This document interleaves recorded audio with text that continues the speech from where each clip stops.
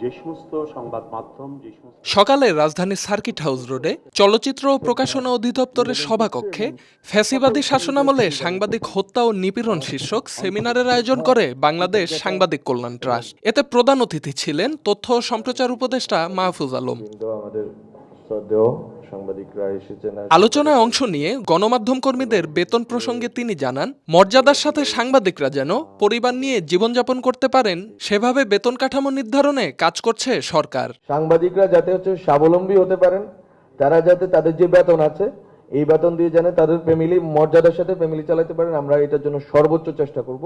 কয়েকটি পত্রিকা জুলাই অভ্যুত্থান না লিখে জুলাই আন্দোলন ও ক্ষমতার পট পরিবর্তনের পরবর্তী সরকার লিখে। সংবাদ মাধ্যম এটা করতে পারে না বলে মন্তব্য করেন তিনি। আমি খুবই অবাক হই, এই সুযোগে বলতে চাই, কয়েকটি পত্রিকা জুলাই অভ্যুত্থান লেখে না, তারা লিখে জুলাই আন্দোলন। তারা বলে না যে জুলাই গণ অভ্যুত্থানের সরকার, তারা বলে পট পরিবর্তনের পরবর্তী সরকার, তারা বলে ক্ষমতার পট পরিবর্তন। এটার ইংলিশ জানেন? এটার ইংলিশ হচ্ছে রিজিম চেঞ্জ।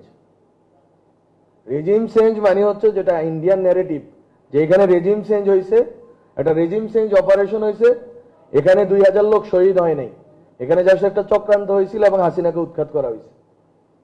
এটা কোনো সংবাদ মাধ্যম এটা করতে পারে না।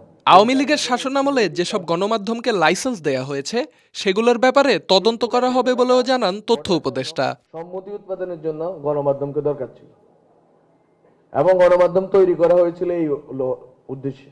আওয়ামী লীগের আমলে যে গণমাধ্যমগুলোর লাইসেন্স দেওয়া হয়েছিল, আমরা ওগুলো খুব শীঘ্রই, আমরা কালকেও বলেছি টিআইবির একটি মিটিংয়ে, আজকেও বললাম, ওগুলো আমরা তদন্ত করব এবং ওইটার সবগুলো কিভাবে, কখন, কিভাবে এদেরকে অনুমোদন দেওয়া হয়েছে এবং এই অনুমোদনের ভিত্তিতে এরা কিভাবে বাংলাদেশের জনগণের বিরুদ্ধে অবস্থান নিয়েছে এবং ভুয়া সাংবাদিক তৈরি করেছে।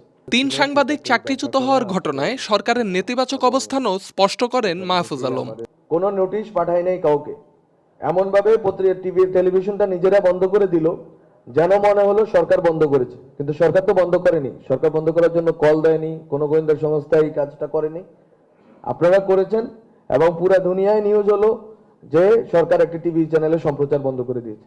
এই যে হঠকারিতা, এটা কিন্তু কোনো ভালো লক্ষণ না। সোহান আল রাজি, ঢাকা এক্সপ্রেস। কিন্তু 2018 সালে আমার বিরুদ্ধে